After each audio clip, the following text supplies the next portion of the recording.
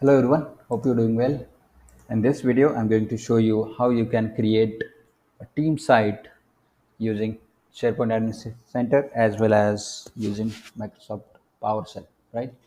So I'm going to show you both of these ways, you as an administrator, how you can create a team site so that that team site can be used for communication or maybe for storing data and files, and that can be used for different purpose, right? So it is not only the specific use case or specific requirements, but there are many things that can be used with team site, similarly a SharePoint communication site, right? So specifically I'm going to show you both of these ways using PowerShell and using admin center, right? So let's jump on, and then I'm going to show you the steps or how we can do it, right? So here I'm at SharePoint Admin Center, and under the home, then you need to click on sites, then active sites. Under active sites, you need to click on create. So here you see team site and communication site. Also, you see there are other options: browse more sites as well as syntax content center and migration manager, if in case we have that one. But for now, I'm going to simply show you how you can create a team site and what are the different ways to do. Okay, so let's click on that, and once we click on it, we see the different templates here. So these are the different templates that can be used, and by using these templates we can simply create a team site using SharePoint Admin Center. So this is going to be using Admin Center as a SharePoint admin, or the global admin, or the person who has the site creation permissions, right, in short. So they would be able to do it from the GUI side. So for now, I'm going to create simply event planning. So this is just a template that I have selected, but you can select any of these templates and can use for this site creation, right? So I'm going to select this one, and you can see the bunch of details, what's included in this site, the site capabilities, what this site does, and what this site has capable enough, right? And then you can also see the site preview here. If you wanted to see the preview, you can simply click on this preview site button, and this is going to redirect within the same window to show us different site pages where we can see what are the different pages available in this site and how those are looking like or looks like, right? So this way we can see the site view and whether this page or preview looks good as per our requirement, and then maybe we should be good to go ahead and create or use this template, right? For now I'm going to simply use this one, but definitely as per your requirement, as per different requirements altogether, we can decide which one is good, which is not, and then we can move it. So let's use this template, and I'm going to give it a name which is event planning. So I'm going to give simple name so that we can identify. Here you can give description,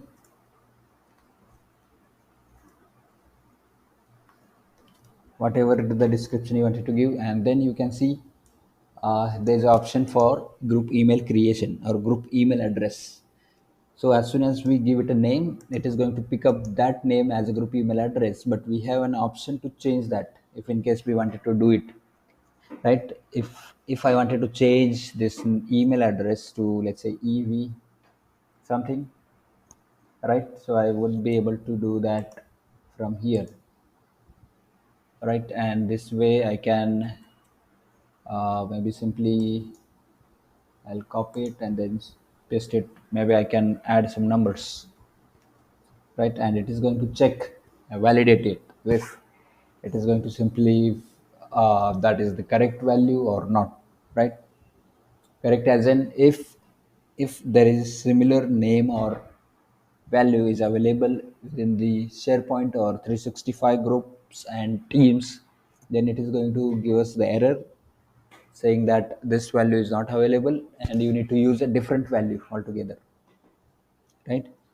So this way we can decide what is or what can be added and what cannot be, and basis on that we can simply use that one.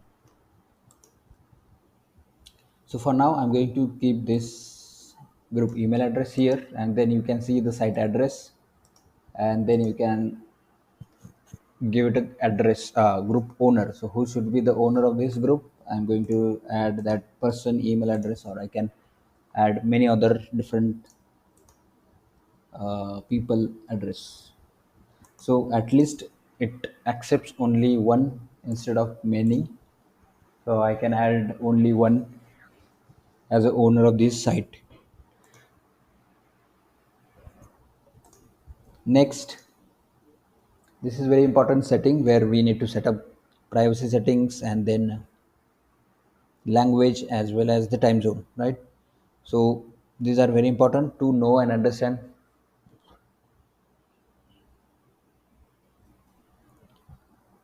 whether we wanted to set it public settings, public or private, what language we wanted to set as per our requirement, and then what should be the time zone. So we can change that as well if in case we wanted to keep it different altogether, right? So if this is going to be something we wanted to set up private, we should select private. If not, then we can keep it public, right?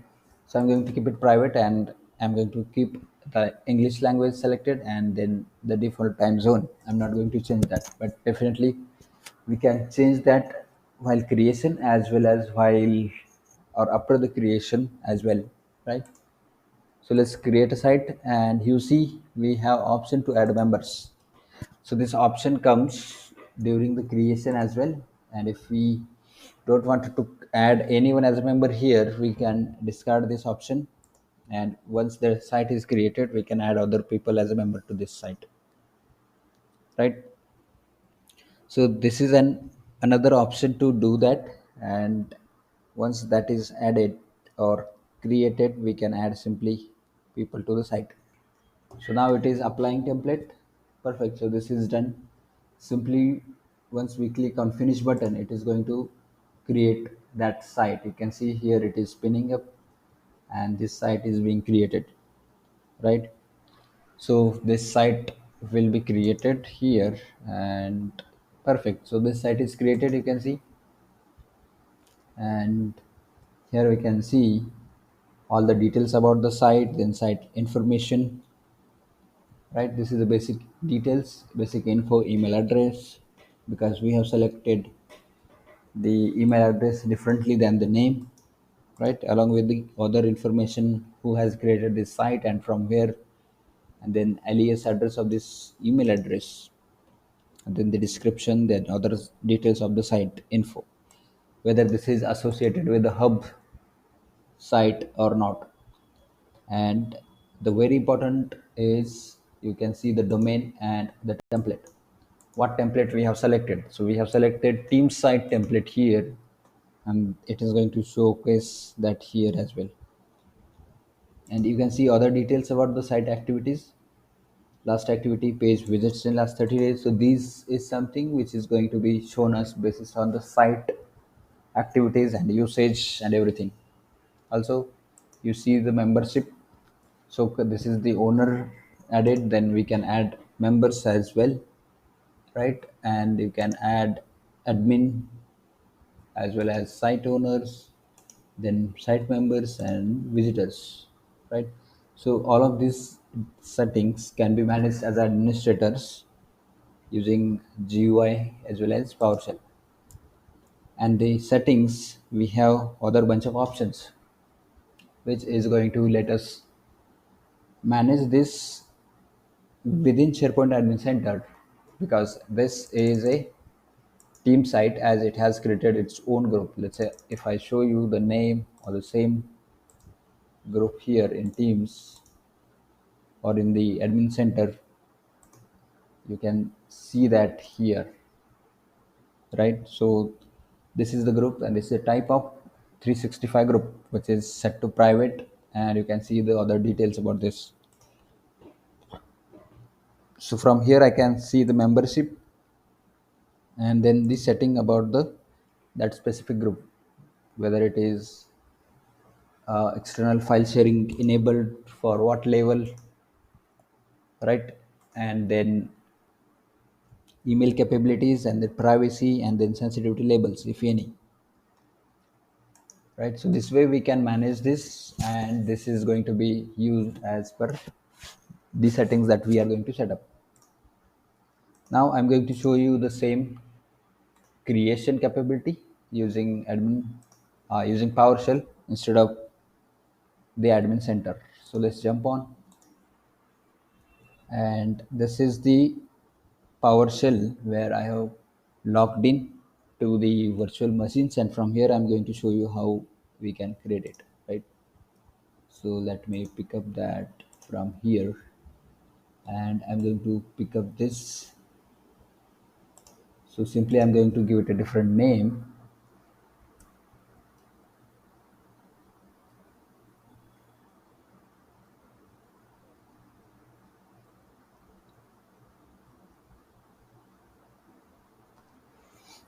So this should be the name that I wanted to give, and then I would also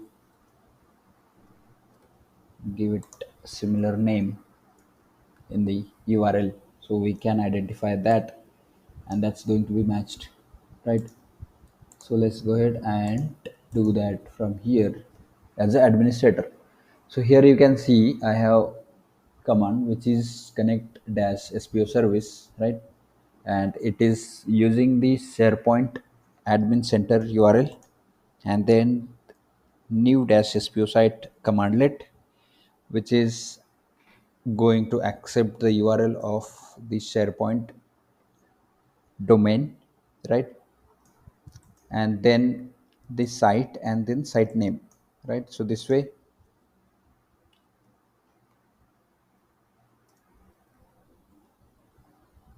okay, let me do one thing. I need to change that as well here, and let's go ahead and copy it again. Let's come back here and paste it. All right, so this is correct now, and once I hit enter, it is going to ask me to authenticate first to this URL with admin credentials, and then it is going to execute this command and then other attributes of this site. So let's do that. So now this is going to, yeah, so it is executing now. You can see the pop-up here which is going to ask me to authenticate, and once I authenticate on this account, it is going to simply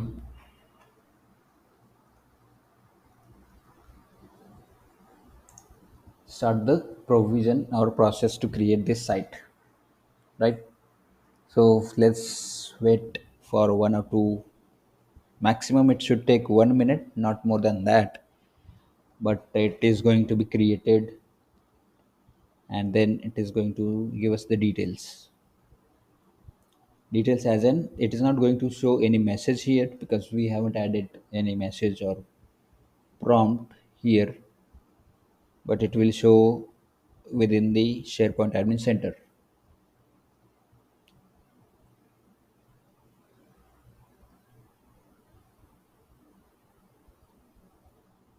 right? So let's perfect, this is created.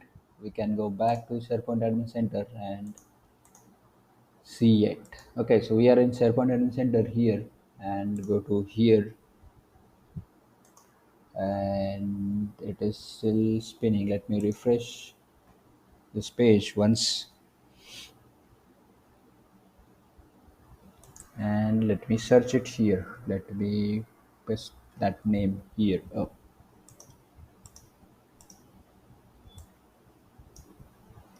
copy it and then paste it here. Perfect. So this site is created, you can see, and I can simply go ahead and open it. This is a team site, and you can see here created from PowerShell. It has shown up that details, right?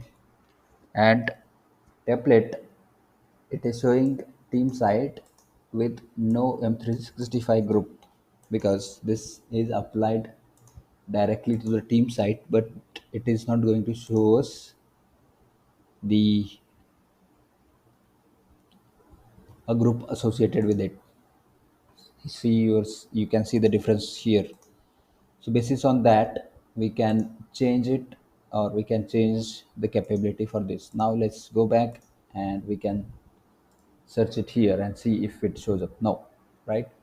So it is not going to show us here because we have simply created team site with the template, this one, and this template is going to be very important for us, right? And then we can create it. But if you wanted to create a group as well, then we definitely need to change this template, and then it is going to creating both team site along with the group as well, right? So this is going to be very important and very useful to know while creating team sites or any other sites within SharePoint, right? So yeah, that's all for this video, and yeah, hope you will like this. Please do like, share, and subscribe, and please do share with your friends, colleagues, and didn't work. Yeah, and yeah, that's all for this video. Thanks for watching. Bye for now.